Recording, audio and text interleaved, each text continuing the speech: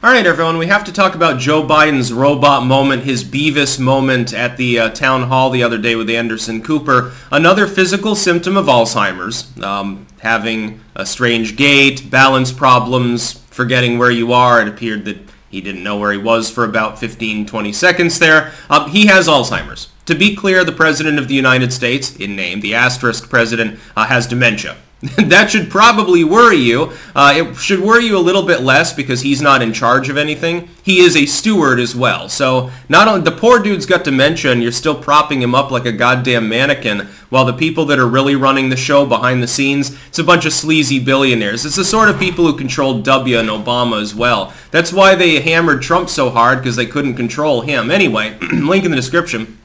See it for yourself. This is the fuck up that launched 1,000 memes. In very short order, people are shooping all sorts of crazy shit on this. The biggest thing is Cornholio, you know, from Beavis and Butthead. Cornholio with his pants up over his head and clenched up like this. I believe, if I remember correctly, Cornholio was when Beavis had too much candy or got high or something. He started going crazy and he ended up getting deported to Mexico and saying he was from Lake Titicaca and weird shit. Beavis and Butthead was something I enjoyed.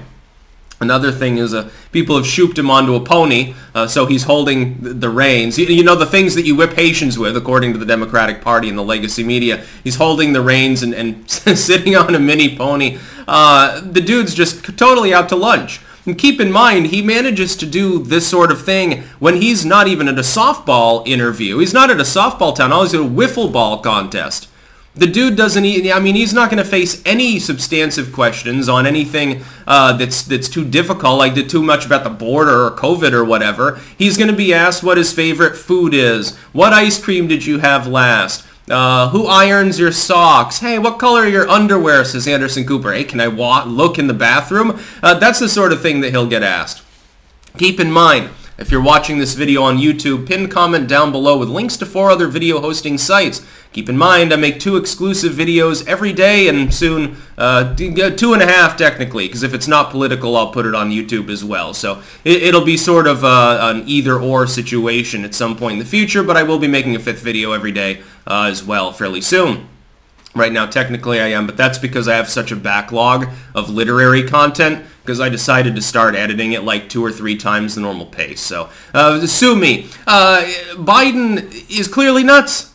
Look at him. This is like the 20th, 30th time that he's acted like this. And if you pair that with all of the more substantial fuck-ups, because, I mean, Biden going like this at a town hall, clenching up and forgetting where he is, at least that doesn't cause a war. It doesn't cause your taxes to rise. Biden wants to do that, but it's not related.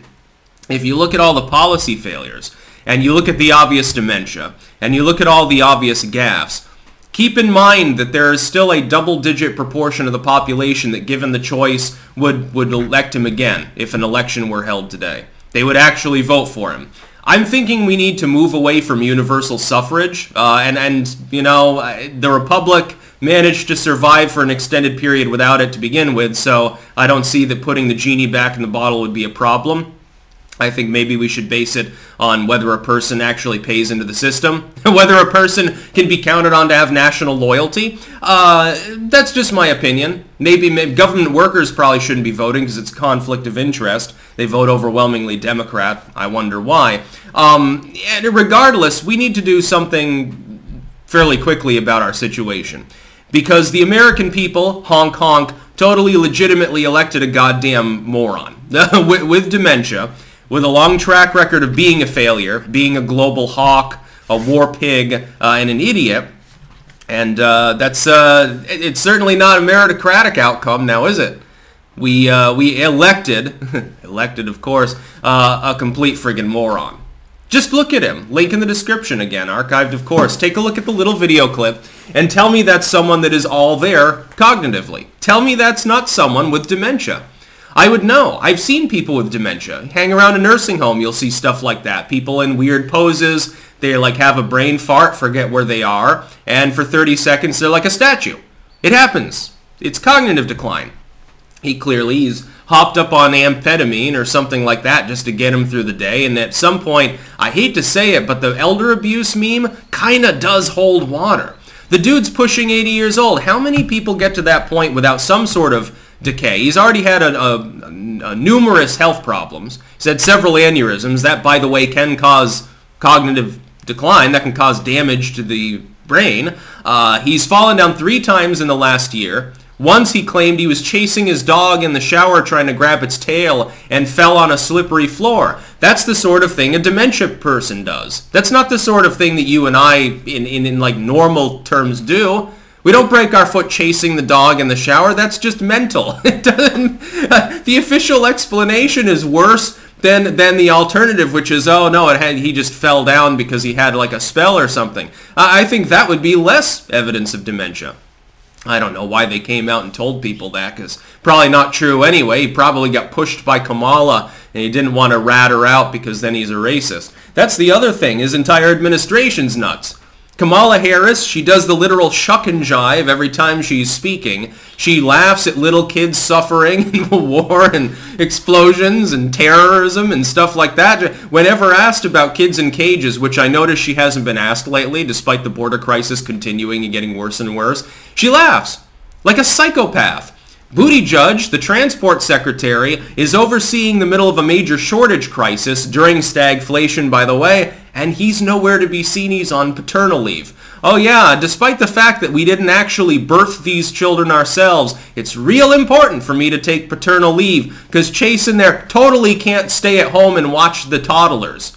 That's horseshit. You're not an essential worker. During the shortage crisis is when you choose to take paternal leave. To be clear, there are thousands of ships anchored offshore that can't even dock and unload their supplies. Like the captain's like, shit, I ran out of Cocoa Puffs. This is going to be a big problem. Dip into the supply. Are they training ship to ship using rowboats, by the way? Hey, yeah, I've got Cocoa Puffs aboard. You got any coffee? Because otherwise I'm going to start killing my crew members. You got any wine? You got some rum? Har, matey. And Buttigieg is nowhere to be found. The entire administration's nuts. The Secretary of State is nuts. The VP is nuts. The Transport Secretary is nuts. Everyone in the chain of command in the executive capacity is nuts. These people are not a serious government. They're not even really a government. I mean, these people are figureheads, to be clear. That includes Kamala Harris, who she would love to be president, but she wouldn't be doing anything.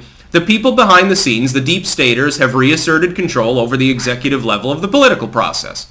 They already had nominal control of half the legislature anyway, and you don't need the other half, you just need 51% of them, by the way. That's why I don't care if Rand Paul's there. Bernie Sanders isn't probably on their payroll. He's just a lunatic and does what they say anyway because he actually believes in the communism that they're trying to peddle.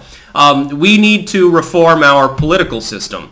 Biden, I know that this is funny, it's hilarious when he's Cornholio, and he's about as intelligent. You know, he too probably couldn't find Mexico on a map because he's demented. I know that's funny, but it's a symptom, this is a symptom of dementia for him, but it's a symptom of a sickness within our society that he's in that office. It's a symptom of the breakdown of U.S. culture. Now, I've said repeatedly, I believe we're going into the American century, not coming out of it.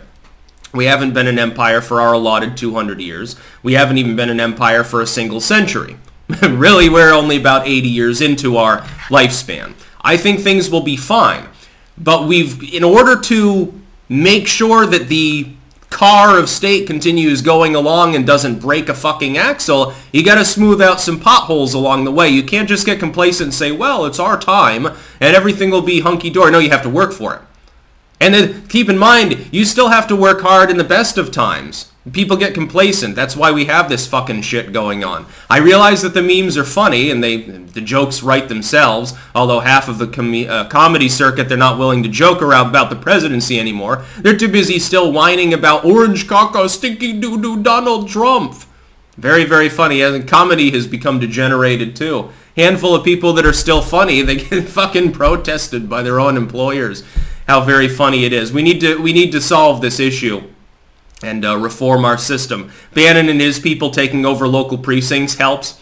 Make sure to support the Free State Project. Take over your state government and stop the federal government from having so much power. Because clearly, if a person who is a lunatic, a person who would not have been allowed to hold office in the founder's time, by the way, he's clearly out to lunch, can become the president of the United States in name, honk honk, duly elected, 81 million votes, 10 scoops of ice cream, whatever, then you need to rob the federal government of the majority of its power.